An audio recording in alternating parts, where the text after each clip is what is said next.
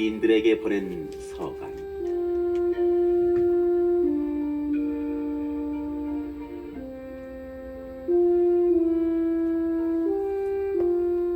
일장. 하느님께서 예전에는 예언자들을 통하여 여러 번에 걸쳐 여러 가지 방식으로 조상들에게 말씀하셨지만 이 마지막 때에는 아들임을 통하여 우리에게 말씀하셨습니다.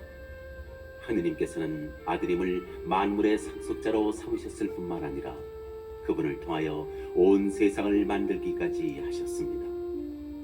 아드님은 하느님 영광의 광채이시며 하느님 본질의 모상으로서 만물을 당신의 강력한 말씀으로 지탱하십니다. 그분께서 죄를 깨끗이 없애신 다음 하늘 높은 곳에 계신 존엄하신 분의 오른쪽에 앉으셨습니다. 그분께서는 천사들보다 뛰어난 이름을 상속받으시어 그만큼 그들보다 위대하게 되셨습니다. 하느님께서 천사들 가운데 그 누구에게 너는 내 아들, 내가 오늘 너를 낳았노라 하고 말씀하신 적이 있습니까? 또 나는 그의 아버지가 되고 그는 나의 아들이 되리라 하고 말씀하신 적이 있습니까? 또 맏아드님을 저 세상에 데리고 들어가실 때에는 하느님의 천사들은 모두 그에게 경배하여라 하고 말씀하십니다. 그리고 천사들과 관련해서는 그는 자기의 천사들을 바람처럼 만들고 자기의 시종들을 타오르는 불처럼 만든다 하는 말씀이 있고 아드님과 관련해서는 이런 말씀이 있습니다. 오 하느님, 당신의 왕좌는 영원 무궁하며 당신의 왕홀은 공정의 홀입니다. 당신께서 정의를 사랑하시고 불의를 미워하시기에 하느님께서 당신의 하느님께서 기쁨의 기름을 당신 동료들이 아니라 당신께 부어주셨습니다. 또 이런 말씀이 있습니다. 주님, 당신께서는 태초에 땅을 세우셨습니다. 하늘도 당신 손의 작품입니다. 그것들은 사라져가도 당신께서는 그대로 계십니다. 그것들은 다 옷처럼 낡을 것입니다. 당신께서는 그것들을 옷가지처럼 말아치우시고 그것들은 옷처럼 변할 것입니다. 그러나 당신께서는 언제나 같으시고 당신의 횟수는 끝이 없을 것입니다. 하느님께서 천사들 가운데 그 누구에게 내 오른쪽에 앉아라, 내가 너의 원수들을 내 발판으로 삼을 때까지 하고 말씀하신 적이 있습니까? 천사들은 모두 하느님을 시중드는 영으로서 구원을 상속받게 될 이들에게 봉사하도록 파견되는 이들이 아닙니까?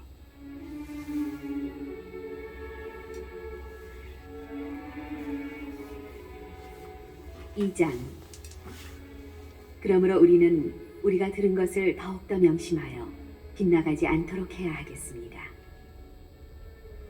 천사들을 통하여 선포된 말씀이 유효하고 그것을 어기거나 따르지 않는 자들은 모두 정당한 벌을 받았는데 하물며 우리가 이렇듯 고귀한 구원을 소홀히 하면 어떻게 벌을 피할 수 있겠습니까? 이 구원은 처음에 주님께서 선포하신 것으로 그것을 들은 이들이 우리에게 확증해 주었습니다. 하느님께서도 당신의 뜻에 따라 표징과 이적과 갖가지 기적을 통하여 또 성령의 선물을 나누어 주시어 당신의 증언을 보태어 주셨습니다. 하느님께서는 우리가 지금 말하고 있는 곧 앞으로 올 세상을 천사들의 지배 아래 두신 것이 아닙니다. 어떤 이가 어디에선가 이렇게 증언하였습니다. 인간이 무엇이기에 그를 기억해 주십니까? 사람이 무엇이기에 그를 돌보아 주십니까? 천사들보다 잠깐 낮추셨다가 영광과 존귀의 관을 씌워주시고 만물을 그의 발 아래 두셨습니다. 하느님께서는 이렇게 만물을 그의 지배 아래 두시면서 그 아래 들지 않는 것은 하나도 남겨놓지 않으셨습니다. 그런데도 우리가 보기에는 만물이 아직도 그의 지배 아래 들지 않았습니다. 그러나 우리는 천사들보다 잠깐 낮아지셨다가 죽음의 고난을 통하여 영광과 존귀의 관을 쓰신 예수님을 보고 있습니다. 이렇게 그분께서는 하느님의 은총으로 모든 사람을 위하여 죽음을 겪으셔야 했습니다.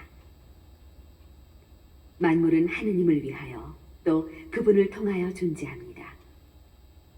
이러한 하느님께서 많은 자녀들을 영광으로 이끌어들이시면서 그들을 위한 구원의 영도자를 고난으로 완전하게 만드신 것은 당연한 일이었습니다. 사람들을 거룩하게 해주시는 분이나 거룩하게 되는 사람들이나 모두 한 분에게서 나왔습니다. 그러한 까닭에 예수님께서는 그들을 형제라고 부르기를 부끄러워하지 않으시고 이렇게 말씀하십니다. 저는 당신 이름을 제 형제들에게 전하고 모임 한가운데에서 당신을 찬양하오리다. 또 나는 그분을 신뢰하리라 하시고 보라 나다. 그리고 하느님께서 나에게 주신 자녀들이다 하고 말씀하십니다. 이 자녀들이 피와 살을 나누었듯이 예수님께서도 그들과 함께 피와 살을 나누어 가지셨습니다. 그것은 죽음의 권능을 쥐고 있는 자, 곧 악마를 당신의 죽음으로 파멸시키시고 죽음의 공포 때문에 한평생 종살이에 얽매여 있는 이들을 풀어주시려는 것이었습니다. 그분께서는 분명 천사들을 보살펴 주시는 것이 아니라 아브라함의 후손들을 보살펴 주십니다. 그렇기 때문에 그분께서는 모든 점에서 형제들과 같아지셔야 했습니다. 자비로울 뿐만 아니라 하느님을 섬기는 일에 충실한 대사제가 되시어 백성의 죄를 속죄하시려는 것이었습니다. 그분께서는 고난을 겪으시면서 유혹을 받으셨기 때문에 유혹을 받는 이들을 도와주실 수가 있습니다.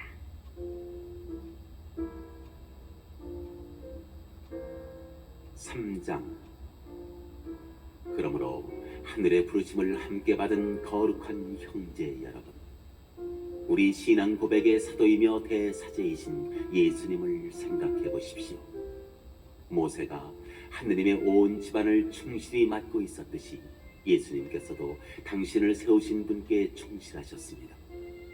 그러나 집을 지으니가 집보다 더 존귀하듯이 예수님도 모세보다 더 큰 영광을 누리셔야 마땅합니다.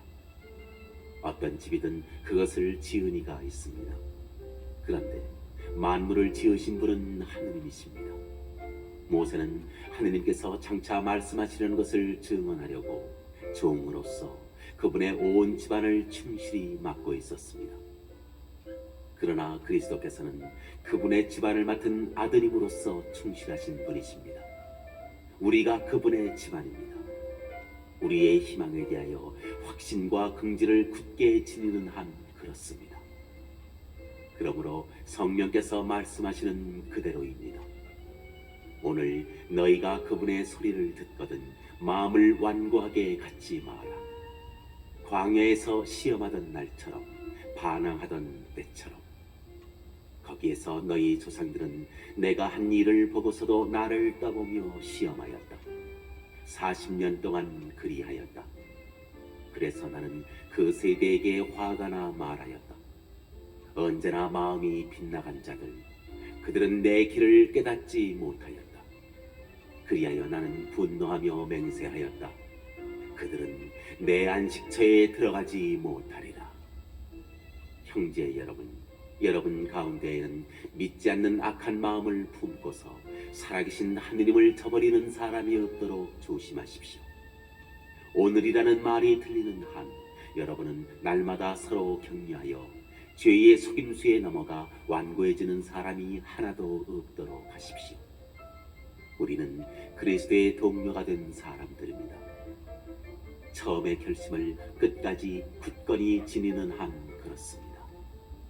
오늘 너희가 그분의 소리를 듣거든 반항하던 때처럼 마음을 완고하게 갖지 마라 하셨는데, 듣고도 반항한 자들은 누구였습니까? 모두 모세의 인도를 받아 이집트에서 빠져나온 그 사람들이 아닙니까? 또 하느님께서는 40년 동안 누구에게 화가 나셨습니까? 죄를 지은 사람들, 시체가 되어 광야에 쓰러진 그 사람들이 아닙니까? 또 하느님께서는 누구에게 당신의 안식처에 들어가지 못하리라고 맹세하셨습니까? 순종하지 않은 그 사람들이 아닙니까? 우리가 보듯이 과연 그들은 불신 때문에 안식처에 들어가지 못하였습니다. 4장. 그러므로 하느님의 안식처에 들어갈 수 있다는 약속이 계속 유효한데도 여러분 가운데 누가 이미 탈락하였다고 여겨지는 일이 없도록 우리 모두 주의를 기울입시다. 사실 그들이나 우리나 마찬가지로 기쁜 소식을 들었습니다. 그러나 그들이 들은 그 말씀은 그들에게 아무런 이득이 되지 못하였습니다. 그 말씀을 귀 여겨 들은 이들과 믿음으로 결합되지 못하였기 때문입니다. 믿음을 가진 우리는 안식처로 들어갑니다. 그것은 하느님께서 그리하여 나는 분노하며 맹세하였다. 그들은 내 안식처에 들어가지 못하리라 하고 말씀하신 그대로입니다.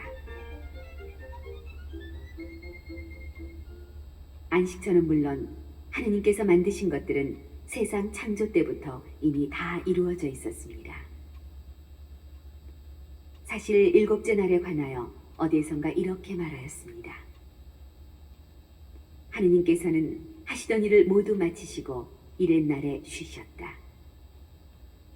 또 여기에서는 그들은 내 안식처에 들어가지 못하리라 하였습니다.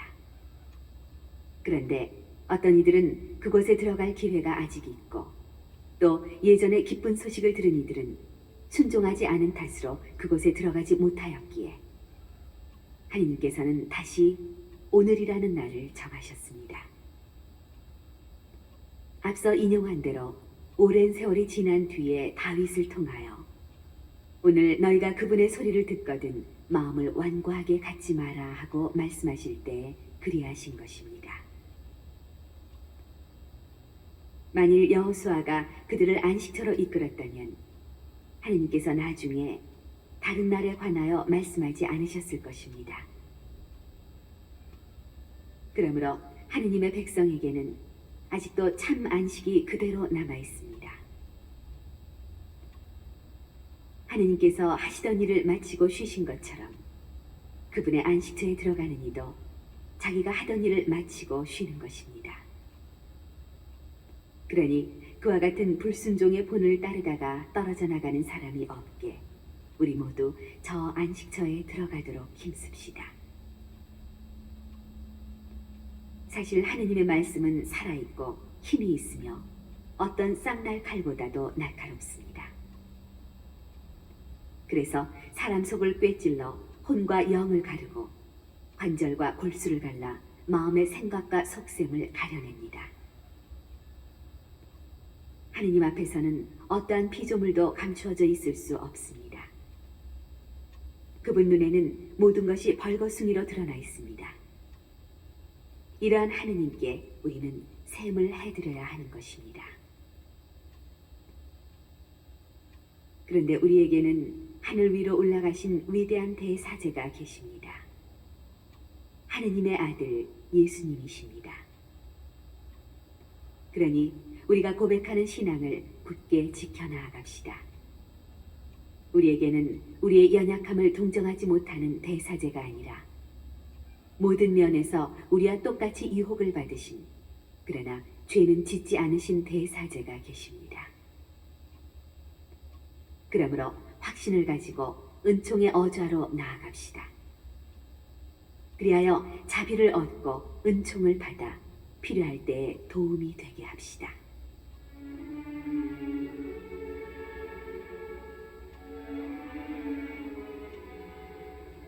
(5장) 모든 대사제는 사람들 가운데에서 뽑혀 사람들을 위하여 하느님을 섬기는 일을 하도록 지정된 사람입니다. 곧 죄 때문에 예물과 제물을 바치는 것입니다. 그는 자기도 약점을 짊어지고 있으므로 무지하여 길을 벗어난 이들을 너그러이 대할 수 있습니다. 그리고 연약한 탓에 백성의 죄뿐만 아니라 자기의 죄 때문에도 제물을 바쳐야 합니다. 이 영예는 어느 누구도 스스로 얻는 것이 아니라 아론과 같이 하느님에게서 부르심을 받아 얻는 것입니다. 이처럼 그리스도께서도 대사자가 되는 영광을 스스로 차지하신 것이 아니라 그분께 너는 내 아들, 내가 오늘 너를 낳았노라 하고 말씀하신 분께서 그렇게 해주신 것입니다. 또 다른 곳에서 말씀하신 그대로입니다. 너는 멜키체덱과 같이 영원한 사제다. 예수님께서는 이 세상에 계실 때 당신을 죽음에서 구하실 수 있는 분께 큰 소리로 부르짖고 눈물을 흘리며 기도와 단원을 올리셨고 하느님께서는 그 경외심 때문에 들어주셨습니다. 예수님께서는 아드님이시지만 고난을 겪으심으로써 순종을 배우셨습니다. 그리고 완전하게 되신 뒤에는 당신께 순종하는 모든 이에게 영원한 구원의 근원이 되셨으며 하느님에게서 멜기체덱과 같은 대사제로 임명되셨습니다. 이것에 관해서는 우리가 할 말이 많지만 여러분이 알아듣는 데 둔해진 까닭에 설명하기가 어렵습니다.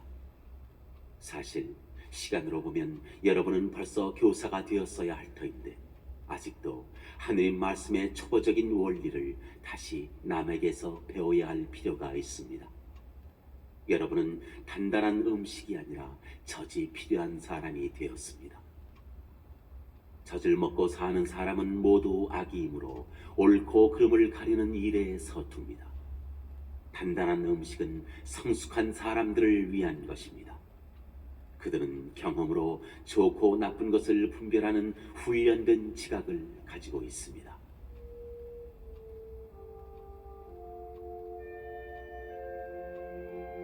(6장) 그러므로 그리스도에 관한 초보적인 교리를 놓아두고 성숙한 경지로 나아갑시다. 다시 기초를 닦을 필요는 없습니다. 그 기초는 곧 죽음의 행실에서 돌아서는 회개와 하느님에 대한 믿음, 세례에 관한 가르침과 안수, 죽은 이들의 부활과 영원한 심판입니다. 하느님께서 허락하시면 우리는 성숙한 경지로 나아갈 수 있을 것입니다. 한 번 빛을 받아 하늘의 선물을 맛보고 성령을 나누어 받은 사람들이 또 하느님의 선한 말씀과 앞으로 올 세상의 힘을 맛본 사람들이 떨어져 나가면 그들을 다시 새롭게 회개하도록 만들 수가 없습니다. 그런 사람들은 스스로 하느님의 아드님을 다시 십자가에 못 박고 욕을 보이는 것입니다. 자주 내리는 비를 빨아들여 농사짓는 이들에게 유익한 농작물을 내주는 땅은 하느님에게서 복을 받습니다. 그러나 가시나무와 엉겅퀴를 내게 되면 쓸모가 없어서 오래지 않아 저주를 받고 마침내는 불에 타버리고 맙니다. 사랑하는 여러분, 우리가 이렇게 말하기는 하지만 여러분에게는 더 좋은 것, 바로 구원에 이르게 하는 것이 있음을 확신합니다. 하느님은 불의한 분이 아니시므로 여러분이 성도들에게 봉사하였고 지금도 봉사하면서 당신의 이름을 위하여 보여준 행위와 사랑을 잊지 않으십니다. 여러분 각자가 희망이 실현되도록 끝까지 같은 열성을 보여주기를 간절히 바랍니다. 그리하여 게으른 사람이 되지 말고 약속된 것을 믿음과 인내로 상속받는 이들을 본받는 사람이 되라는 것입니다. 하느님께서는 아브라함에게 약속하실 때 당신보다 높은 분이 없어 그러한 분을 두고 맹세하실 수 없었으므로 당신 자신을 두고 맹세하시면서 정령코 나는 너에게 한껏 복을 내리고 너를 한껏 번성하게 해주겠다 하고 말씀하셨습니다. 그리하여 아브라함은 끈기 있게 기다린 끝에 약속된 것을 받았습니다. 사람들은 자기보다 높은 이를 두고 맹세합니다. 그리고 그 맹세는 모든 논쟁을 그치게 하는 보증이 됩니다. 그래서 하느님께서는 약속하신 것을 상속받을 이들에게 당신의 뜻이 변하지 않음을 더 분명히 보여주시려고 맹세로 보장해 주셨습니다. 하느님께서 이 두 가지 변하지 않는 사실에 관하여 거짓말을 하신다는 것은 있을 수 없습니다.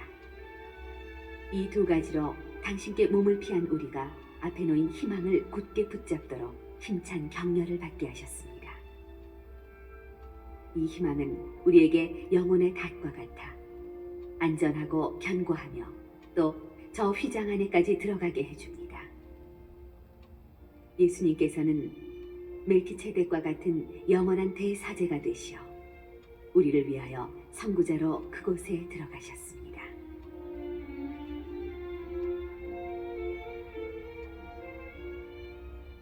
(7장) 이 멜키체덱은 살렘 임금이며 지극히 높으신 하느님의 사제로서 여러 임금을 무찌르고 돌아오는 아브라함을 만나 그에게 축복하였습니다.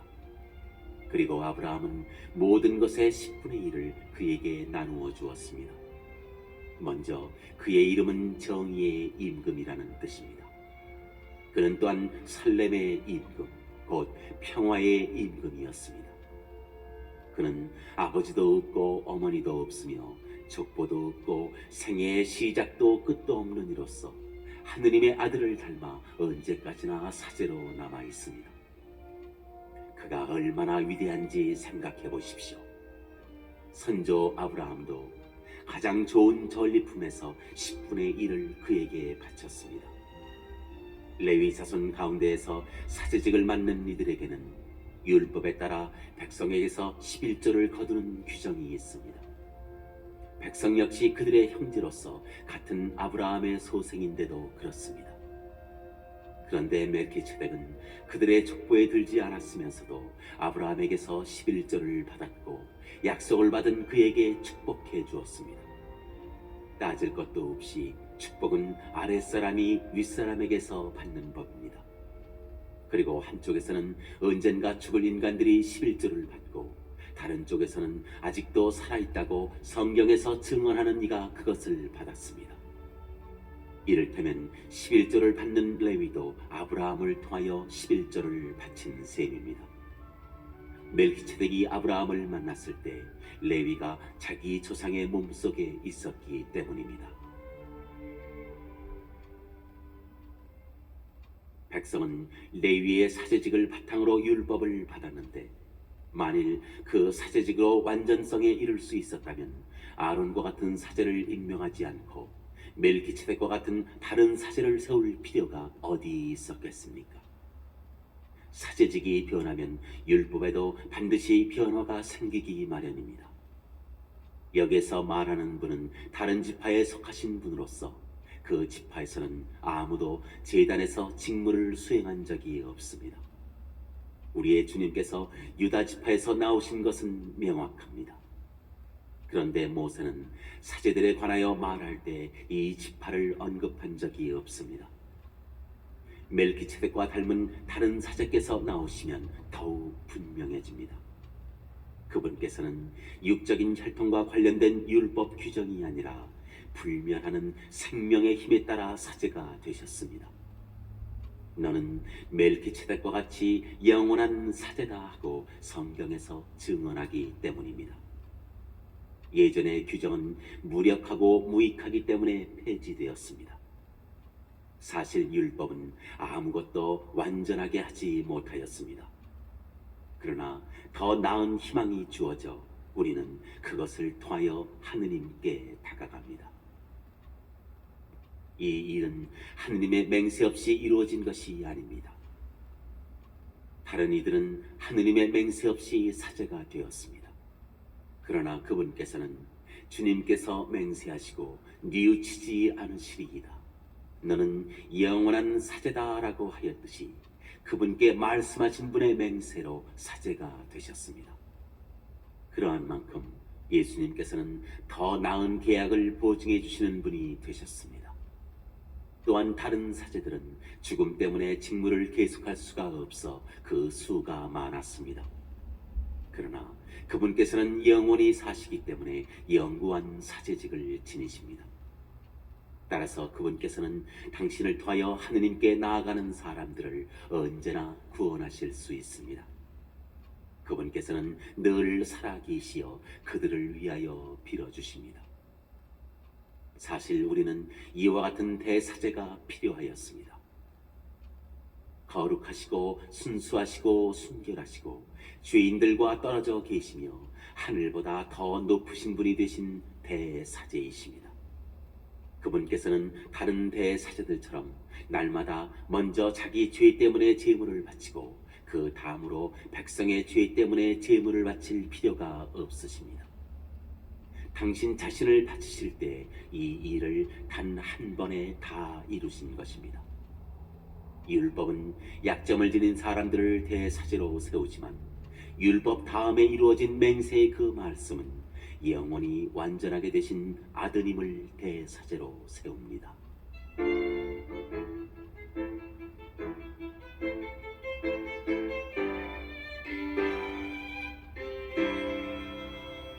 8장. 지금 하는 말의 요점은 우리에게 이와 같은 대사제가 계시다는 것입니다. 곧 하늘에 계신 존엄하신 분의 어좌 오른쪽에 앉으시어 사람이 아니라 주님께서 세우신 성소와 참 성막에서 직무를 수행하시는 분이십니다. 모든 대사제는 예물과 제물을 바치도록 임명된 사람입니다. 그러므로 대사제도 무엇인가 바칠 것이 있어야 합니다. 만일 그분께서 세상에 계시면 사제가 되지 못하십니다. 율법에 따라 예물을 바치는 사제들이 있기 때문입니다. 모세가 성막을 세우려고 할 때 지시를 받은 대로 그들은 하늘에 있는 성소의 모상이며 그림자에 지나지 않는 성소에서 봉직합니다. 하느님께서 자, 내가 이 산에서 너에게 보여준 모형에 따라 모든 것을 만들어라 하고 말씀하신 것입니다. 그런데 이제 그리스도께서는 더 훌륭한 직무를 맡으셨습니다. 더 나은 약속을 바탕으로 세워진 더 나은 계약의 중개자이시기 때문입니다. 저 첫째 계약에 결함이 없었다면 다른 계약을 찾을 까닭이 없었을 것입니다.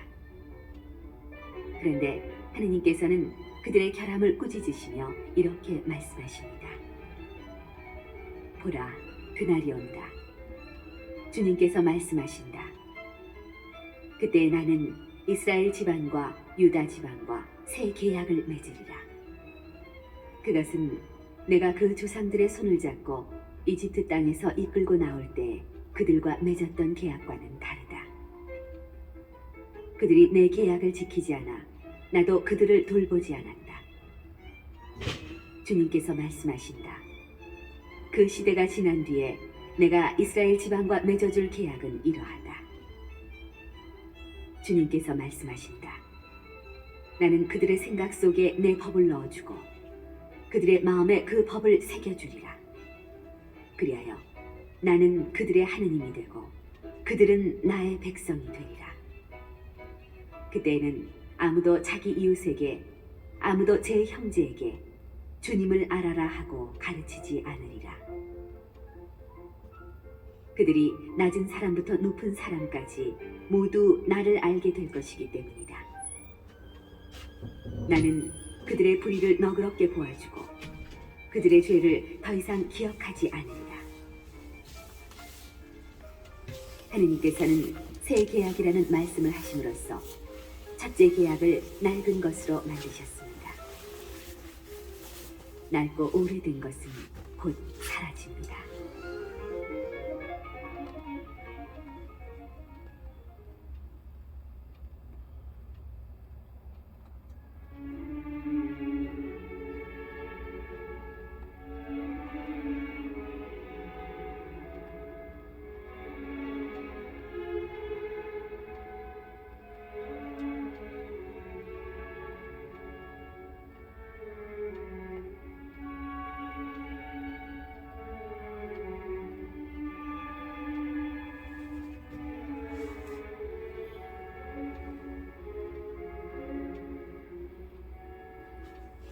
구장 첫째 계약에도 예배 법규가 있었고 지상 성소가 있었습니다. 사실 첫째 성막이 세워져 그 안에 등잔대와 상과 제사 빵이 놓여 있었는데 그곳을 성소라고 합니다. 둘째 휘장 뒤에는 지성소라고 하는 성막이 있었습니다. 거기에는 금으로 된 분향 제단과 온통 금으로 입힌 계약궤가 있었고 그 속에는 만나가 든 금항아리와 싹이 돋은 아론의 지팡이와 계약의 판들이 들어 있었습니다. 그리고 궤 위에는 영광의 거룩들이 속죄판을 덮고 있었습니다. 지금은 이런 것들을 자세히 말할 때가 아닙니다. 이러한 것들을 갖춘 뒤 사제들은 언제나 첫째 성막으로 들어가 예배를 집전합니다. 둘째 성막에는 대사제만 1년에 단 한 번 들어가는데 그때에는 반드시 자기와 백성이 모르고 지은 죄 때문에 바치는 피를 가지고 들어갑니다. 이로써 첫째 성막이 서 있는 동안에는 아직 성수로 들어가는 길이 드러나지 않았음을 성령께서 보여주시는 것입니다. 이는 현 시대를 가리키는 상징입니다. 예물과 제물을 바치기는 하지만 그것들이 예배하는 예 양심을 완전하게 해주지는 못합니다. 먹는 것과 마시는 것과 몸을 씻는 여러 가지 예식과 관련될 뿐입니다. 이 모든 것은 새 질서의 시대가 시작될 때까지만 부과된 외적인 법규일 따름입니다.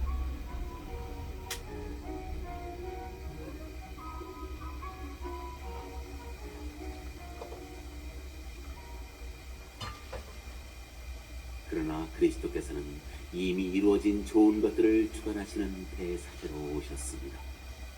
그분께서는 사람 손으로 만들지 않은 곧 이 피조물에 속하지 않는 더 훌륭하고 더 완전한 성막으로 들어가셨습니다. 염소와 송아지의 피가 아니라 당신의 피를 가지고 단 한 번 성소로 들어가시어 영원한 해방을 얻으셨습니다.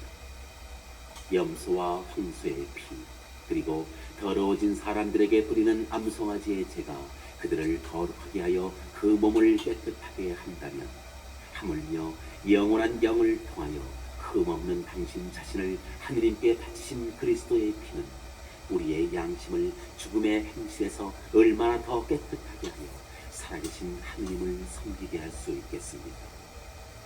그러므로 그리스도께서는 새 계약의 중개자이십니다. 첫째 계약 아래에서 저지른 범죄로부터 사람들을 속량하시려고 그분께서 돌아가시어 부르심을 받은 이들이 약속된 영원한 상속 재산을 받게 해주셨기 때문입니다. 유언이 있는 곳에서는 유언자의 죽음이 확인되어야 합니다. 유언은 사람이 죽었을 때에야 유효한 것으로 유언자가 살아있을 때에는 효력이 없습니다. 사실은 첫째 계약도 피 없이 시작된 것이 아닙니다. 모세는 율법에 따라 온 백성에게 모든 계명을 선포하고 나서 물과 주홍 양털과 우슬초와 함께 송아지와 염소의 피를 가져다가 계약의 책과 온 백성에게 뿌리며 이는 하느님께서 너희에게 명령하신 계약의 피다 하고 말하였습니다. 그리고 성막과 의식에 쓰이는 모든 기물에도 같은 방식으로 피를 뿌렸습니다.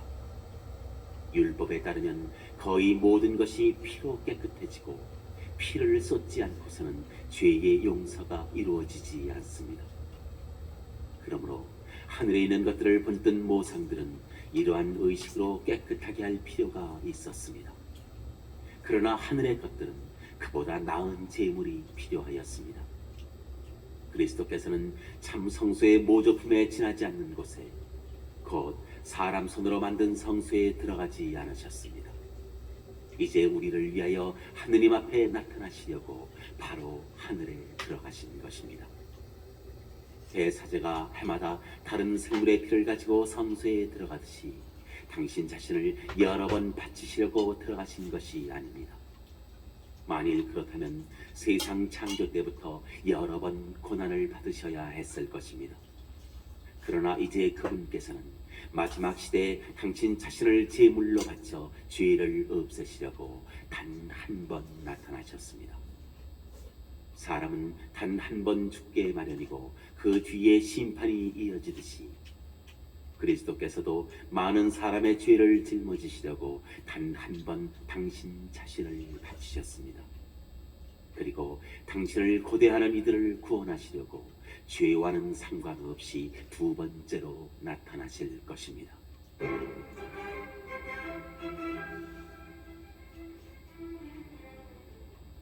10장.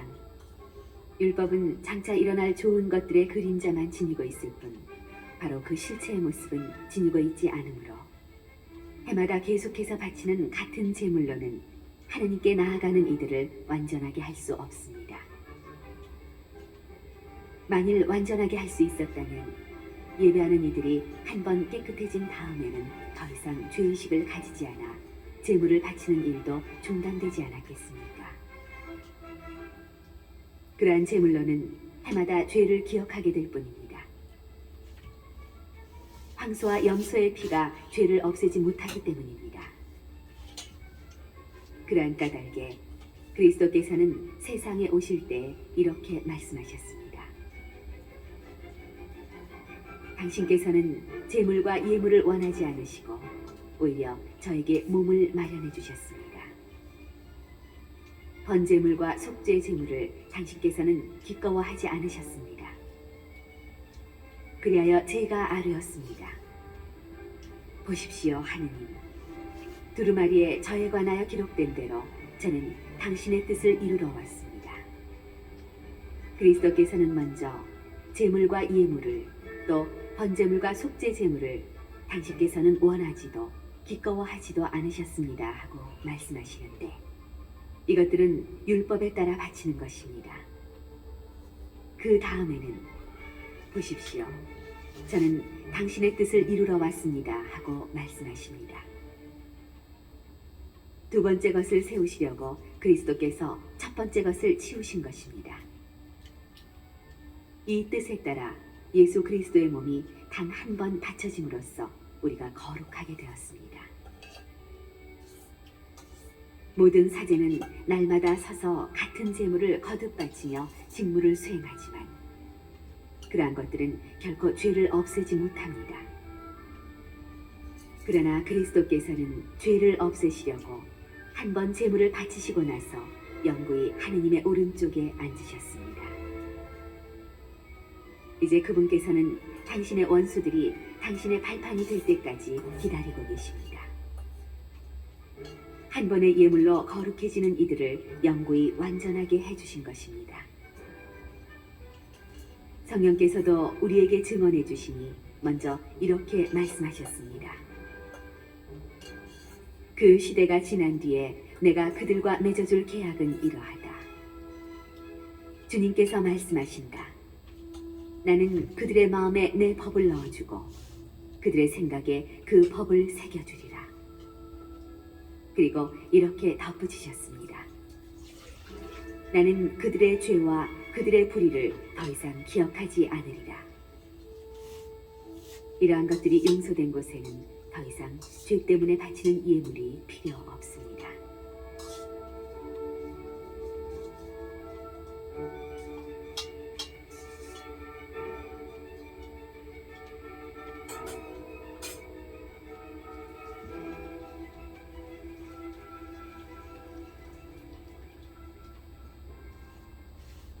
그러므로 형제 여러분, 우리는 예수님의 피 덕분에 성소에 들어간다는 확신을 가지고 있습니다. 그분께서는 그 휘장을 관통하는 새롭고도 살아있는 길을 우리에게 열어주셨습니다. 곧 당신의 몸을 통하여 그리해 주셨습니다. 우리에게는 하느님의 집을 다스리시는 위대한 사제가 계십니다.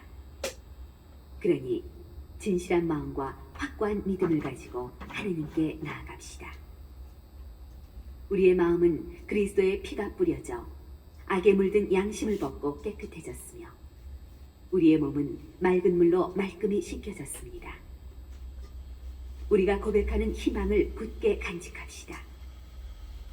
약속해 주신 분은 성실하신 분이십니다. 서로 자극을 주어 사랑과 선행을 하도록 주의를 기울입시다. 어떤 이들이 습관적으로 그러듯이 우리의 모임을 소홀히 하지 말고 서로 격려합시다. 여러분도 보다시피 그날이 가까이 오고 있으니 더욱더 그렇게 합시다. 우리가 진리를 깨닫고서도 일부러 죄를 짓는다면 죄를 용서받기 위하여 바칠 수 있는 제물이란 남아있지 않습니다. 심판 그리고 적대자들을 삼켜버릴 맹렬한 불에 대한 무서운 예상만이 남아있을 뿐입니다. 모세의 율법을 무시한 자는 둘이나 세 증인의 말에 따라 가차없이 처형됩니다. 그렇다면 하느님의 아드님을 짓밟고 자기를 거룩하게 해준 계약의 피를 더러운 것으로 여기고 은총의 성령을 모독한 자는 얼마나 더 나쁜 벌을 받아야 마땅하겠습니까? 복수는 내가 할 일, 내가 보복하리라. 또 주님께서 당신 백성을 심판하시리라 하고 말씀하신 분을 우리는 알고 있습니다. 살아계신 하느님의 손에 떨어지는 것은 무서운 일입니다. 예전에 여러분이 빛을 받은 뒤에 많은 고난의 싸움을 견뎌낸 때를 기억해 보십시오. 어떤 때에는 공공연히 모욕과 환난을 당하기도 하고 어떤 때에는 그러한 처지에 빠진 이들에게 동무가 되어주기도 하였습니다. 여러분은 또한 감옥에 갇힌 이들과 고통을 함께 나누었고 재산을 빼앗기는 일도 기쁘게 받아들였습니다. 그보다 더 좋고 또 길이 남는 재산을 가지고 있다는 것을 알고 있었기 때문입니다. 그러니 여러분의 그 확신을 버리지 마십시오. 그것은 큰 상을 가져다 줍니다. 여러분이 하느님의 뜻을 이루어 약속된 것을 얻으려면 인내가 필요합니다. 조금만 더 했으면 올리가 오리라. 지체하지 않으리라. 나의 의인은 믿음으로 살리라. 그러나 뒤로 물러서는 자는 내 마음이 기꺼워하지 않는다. 우리는 뒤로 물러나 멸망할 사람이 아니라 믿어서 생명을 얻을 사람입니다.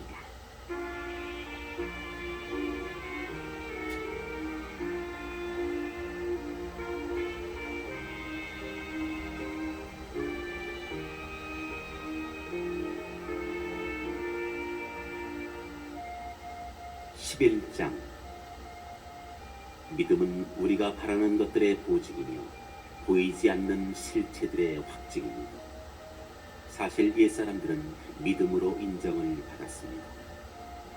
믿음으로써 우리는 세상이 하느님의 말씀으로 마련되었음을, 따라서 보이는 것이 보이지 않는 것에서 나왔음을 깨닫습니다. 믿음으로써 아벨은 카인보다 나은 제물을 하느님께 바쳤습니다. 믿음 덕분에 아벨은 의인으로 인정받고 하느님께서는 그의 예물을 인정해 주셨습니다.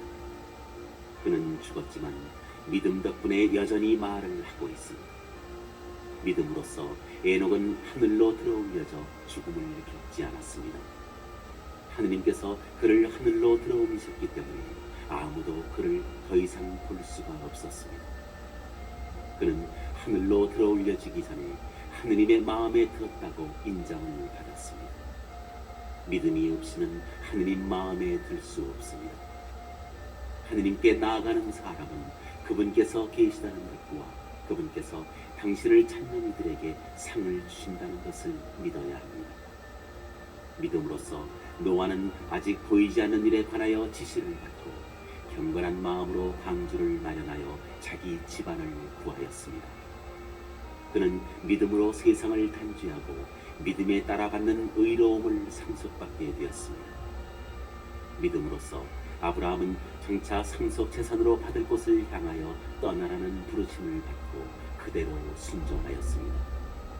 그는 어디로 가는지도 모르고 떠난 것입니다. 믿음으로써 그는 같은 약속의 공동 상속자인 이삭과 야곱과 함께 천막을 치고 머무르면서 약속받은 땅인데도 남의 땅인 것처럼 이방인으로 살았습니다. 하느님께서 설계자이시며 건축가로서 튼튼한 기초를 갖춰주신 도성을 기다리고 있었기 때문입니다.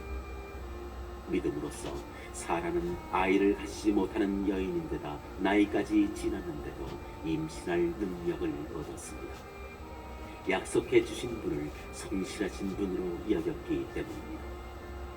그리하여 한 사람에게서, 그것도 죽은 것이나 다름없는 사람에게서 하늘의 별처럼 수가 많고 바닷가의 모래처럼 셀 수 없는 후손이 태어났습니다.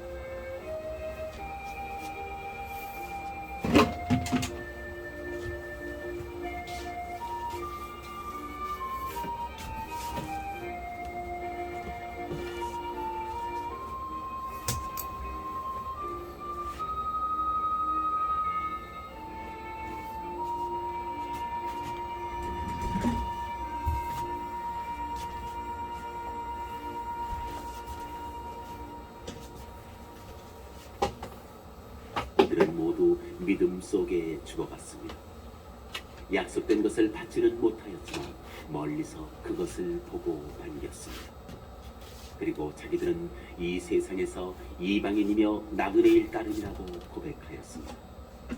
그들은 이렇게 말함으로써 자기들이 본향을 찾고 있음을 분명히 드러냈습니다. 만일 그들이 떠나온 것을 생각하고 있었다면 돌아갈 기회가 있었을 것입니다. 그러나 실상 그들은 더 나은 것, 바로 하늘 본향을 갈망하고 있었습니다. 그래서 하느님께서는 그들의 하느님이라고 불리시는 것을 부끄러워하지 않으시고 그들에게 도성을 마련해 주셨습니다. 믿음으로써 아브라함은 시험을 받을 때 이삭을 바쳤습니다. 약속을 받은 아브라함이 외아들을 바치려고 하였습니다. 그 외아들을 두고 하느님께서는 일찍이 이삭을 통하여 후손들이 너의 이름을 물려받을 것이다 하고 말씀하셨습니다. 아브라함은 하느님께서 죽은 사람까지 일으키실 수 있다고 생각하였습니다.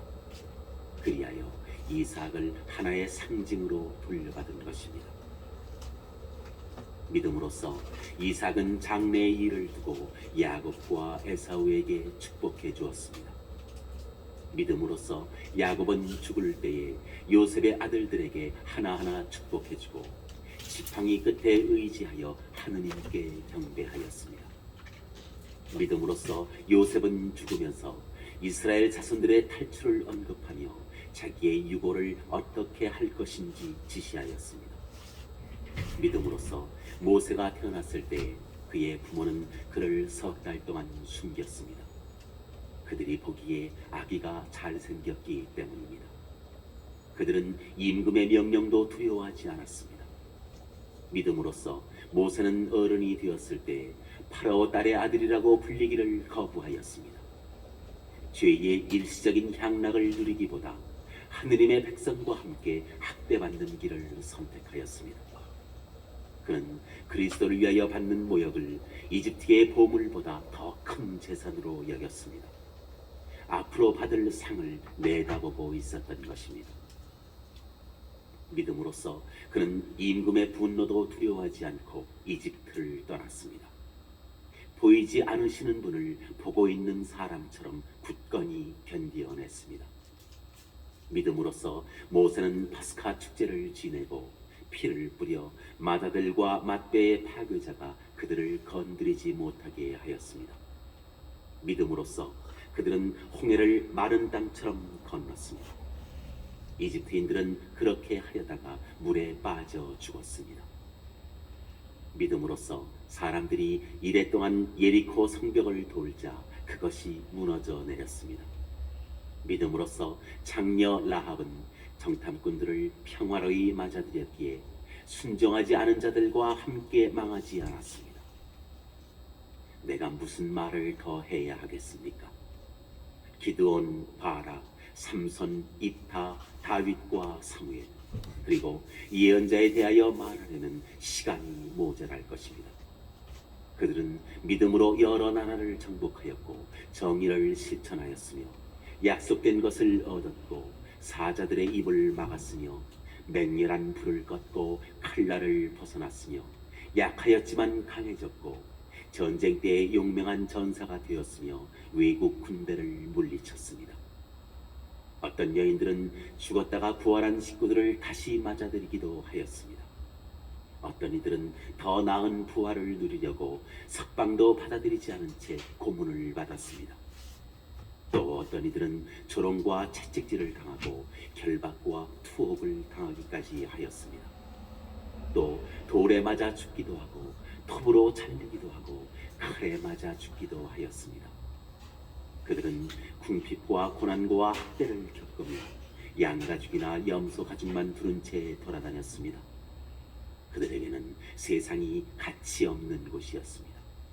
그래서 광야와 산과 동굴과 땅굴을 헤매고 다녔습니다. 이들은 모두 믿음으로 인정을 받기는 하였지만 약속된 것을 얻지는 못하였습니다.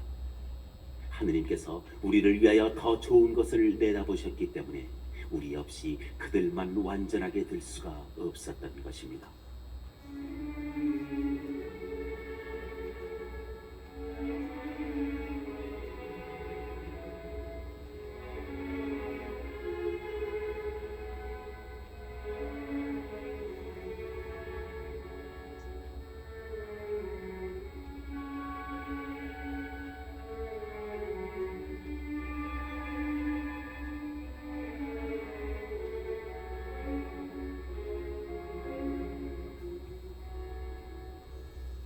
12장.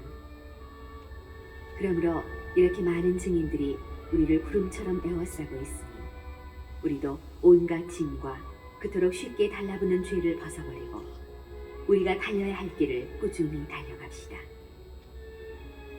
그러면서 우리 믿음의 영도자이시며 완성자이신 예수님을 바라봅시다. 그분께서는 당신 앞에 놓인 기쁨을 내다보시면서 부끄러움도 아랑곳하지 않으시고 십자가를 견디어내시어 하느님의 어좌 오른쪽에 앉으셨습니다. 죄인들의 그러한 적대 행위를 견뎌내신 분을 생각해 보십시오. 그러면 낙심하여 지쳐버리는 일이 없을 것입니다. 여러분은 죄에 맞서 싸우면서 아직 피를 흘리며 죽는 데까지 이르지는 않았습니다. 여러분은 하느님께서 여러분을 자녀로 대하시면서 내리시는 권고를 잊어버렸습니다. 내 아들아, 주님의 훈육을 하찮게 여기지 말고 그분께 책망을 받아도 낙심하지 마라. 주님께서는 사랑하시는 이를 훈육하시고 아들로 인정하시는 모든 일을 채찍질하신다.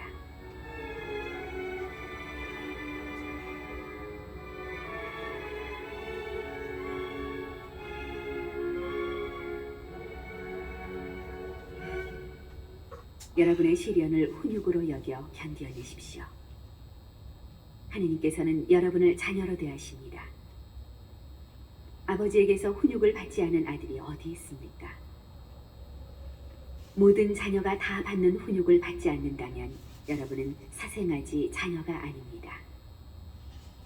게다가 우리에게는 우리를 훈육하시는 육신의 아버지가 계셨고 우리는 그러한 아버지를 공경하였습니다. 그렇다면 영적 아버지께는 더욱 순종하여 그 결과로 생명을 얻어야 하지 않겠습니까? 육신의 아버지들은 자기들의 생각대로 우리를 잠깐 훈육하였지만 그분께서는 우리에게 유익하도록 훈육하시어 우리가 당신의 거룩함에 동참할 수 있게 해주십니다. 모든 훈육이 당장은 기쁨이 아니라 슬픔으로 여겨집니다. 그러나 나중에는 그것으로 훈련된 이들에게 평화와 의로움의 열매를 가져다 줍니다. 그러므로 맥풀린 손과 힘 빠진 무릎을 바로 세워 바른 길을 달려가십시오. 그리하여 절름거리는 다리가 접질리지 않고 오히려 낫게 하십시오.